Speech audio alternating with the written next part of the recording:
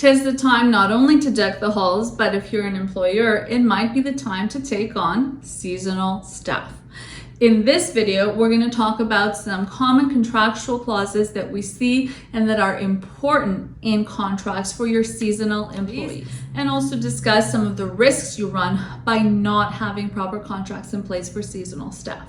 If you're new to the channel, welcome. My name is Pam Matani. I'm a business lawyer and the founder here at Graphene Business Law, a business law firm working exclusively with business owners and entrepreneurs and serving these individuals virtually all across the province of Ontario, Canada.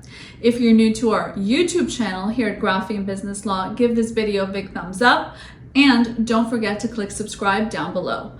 A lot of effort, a lot goes into making this free educational content multiple times per week for you as business owners and entrepreneurs.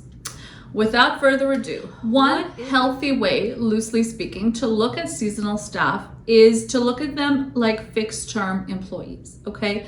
Fixed-term employees are still perfectly legal and above-board hired employees that are going to require legally mandated employment benefits, if you will, that you're going to be preserving in those contracts.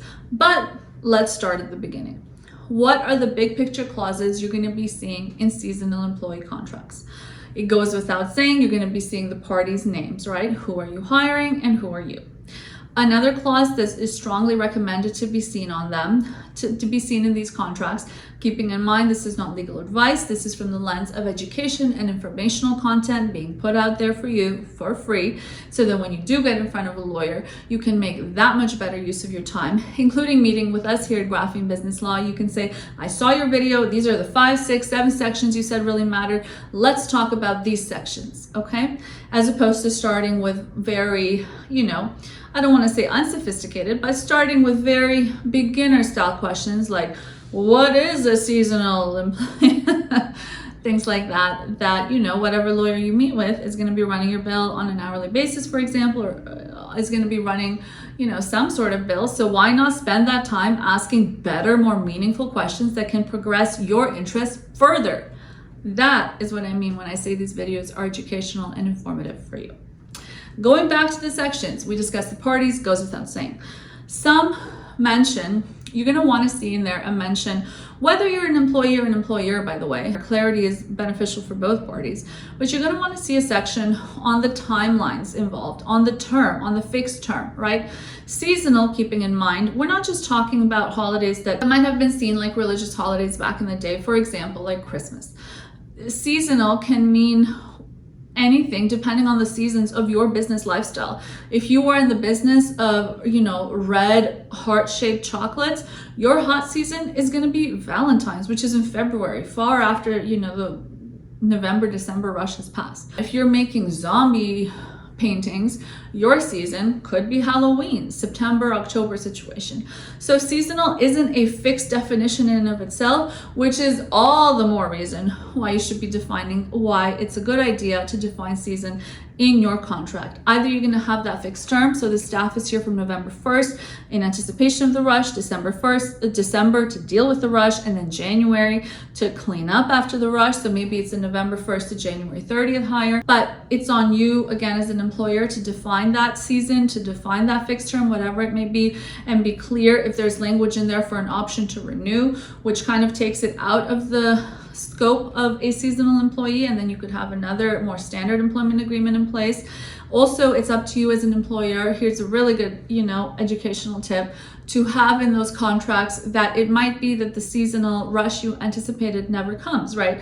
As an employer, you're a human being. You might rely on certain tools to forecast, your business growth and things like that. But it could be, but think of a world, and this is just an example of a brick and mortar store where you're selling a certain type of Christmas style goodie, for example. And next door to you, literally on December 1st, when you've made your forecast in September, October, opens up just the best Christmas store of all time that blows you out of the water.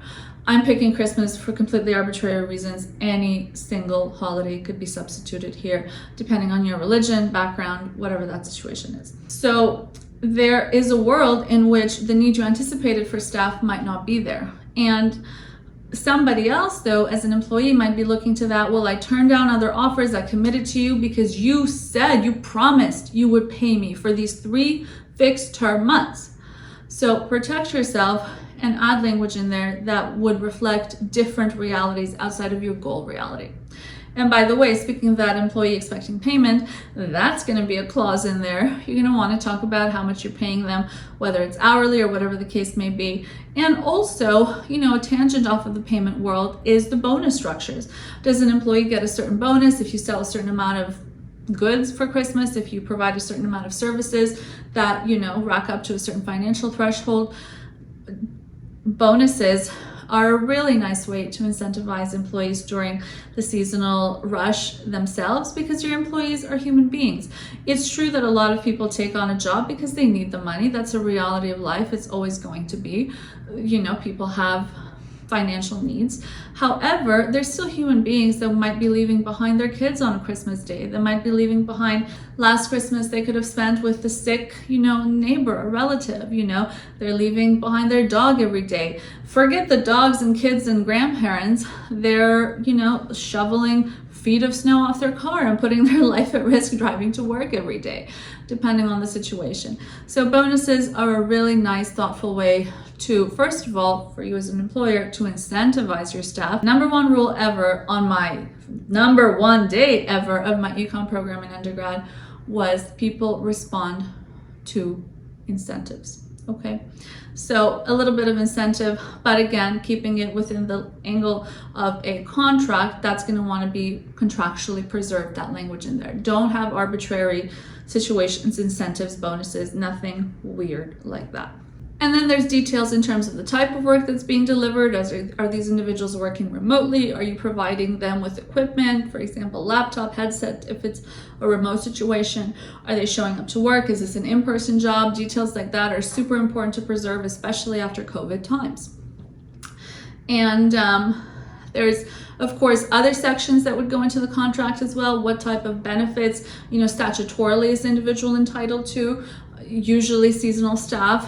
We do see seasonal staff having benefits that they're entitled to, like regular staff, in the sense of vacation days, sick days, things like that. So that's something where you should consult a lawyer to make sure you're not stepping on any toes, but also to make sure as a business owner that you're looking out for your interest and not thinking, oh my God, I don't know if I should give them a sick day or nothing at all. You know what? I'm going to play it safe. I'll give them 3 sick days.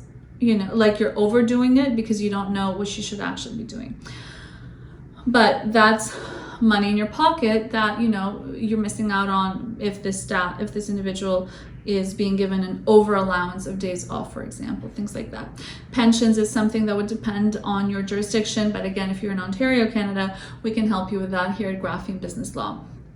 One comment I want to leave the video with as well is, what is the incentive of these seasonal staff?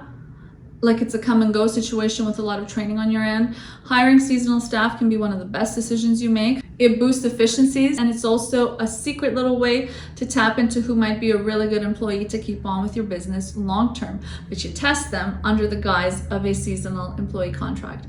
And I'm not suggesting there that you play with people and you make them think they're seasonal staff when you're actually looking for full-time staff. That's not what I'm saying. But I'm just saying it's one of the little bonus perks of taking on seasonal staff. If you watched it this far, drop a comment down below. Let us know what you think. Are you going to be hiring seasonal staff this year? Have you had good or bad stories with seasonal staff in the past?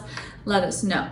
And hopefully next time you're Googling seasonal staff contract or hiring seasonal staff, or what do I need to protect myself when hiring seasonal staff and my small business, this video comes up. It's a really good educational starting point for you to gather knowledge and put it and eventually convert it into the content required to have a strong employment contract in place for your seasonal staff.